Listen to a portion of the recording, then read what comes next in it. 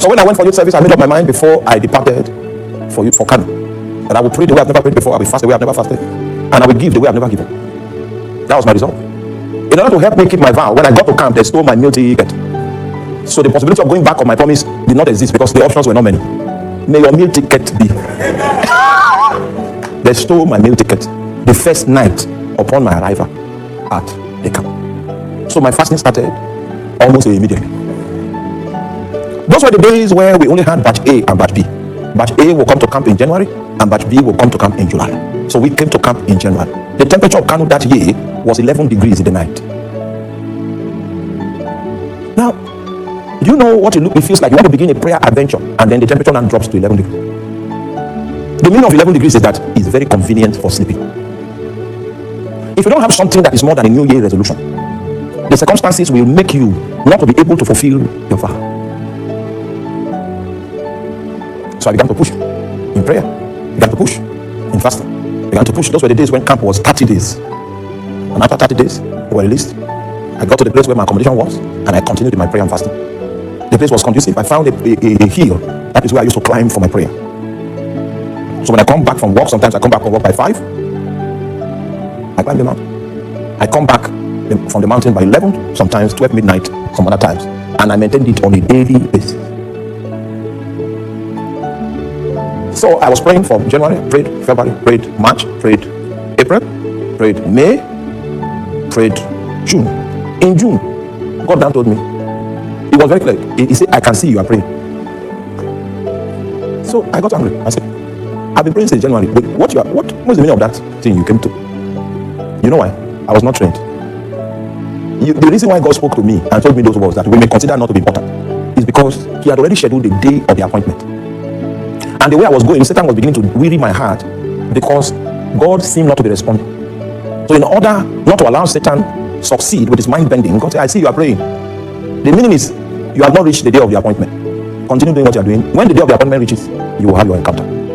That was a prayer I did, that I counted how many days I fasted. So it took 264 days before God encountered me. I will not be here today preaching to you if I didn't have that encounter.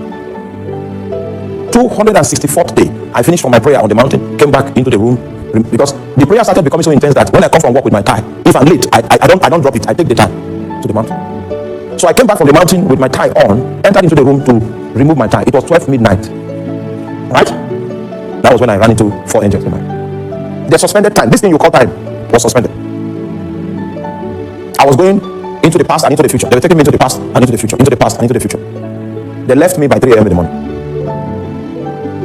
What I'm telling you is on the 20th of October 2001. 20th of October 2001. 21st of October 2001. I came again, dropped my things, began to pray in tongues in the room. This time now, to go to the mountain, I've not gone. I came to the room, changed, to go to the mountain, then they stopped me. I was in that room until 3 a.m. in the morning, from 6 p.m. in the evening. It was in that second encounter that I knew that the place of my primary assignment was the city of Makoto. Are you there? That's how divine direction came to. When you start with a vow. If you continue, you will hit an encounter of your appointment. The day you hit the encounter of the appointment, the second point I want to raise starts. It is the supervising spirit of your altar that comes to visit you. It doesn't come as a friend, it doesn't come as an acquaintance. It comes as a king. It comes to prescribe. It comes to give you direction. He opens your eyes to see that you are off track. Are you there? So the human attendant must commence his assignment of priesthood with a solemn vow.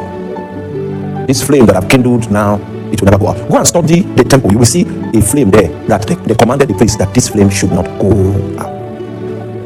Priesthood is a lifetime thing. It's not hit and run. If you are not ready to begin, no problem. Go become a nominal Christian. But the day you get ready, just know that this fire that I'm kindling now, I will kindle it for life. If you are not ready for that challenge, don't worry. It's not for everybody.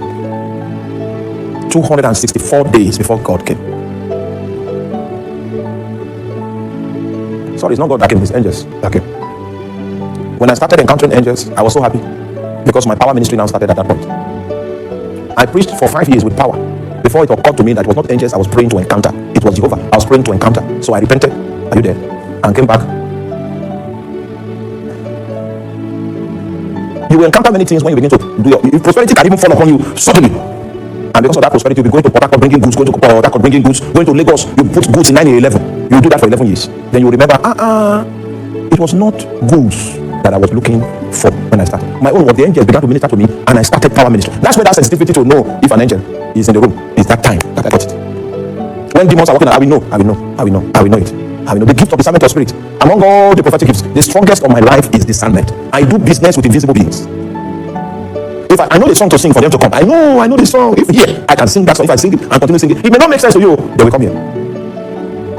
No man taught me this. I learned it by the altar. There are lessons that you will learn by encounter.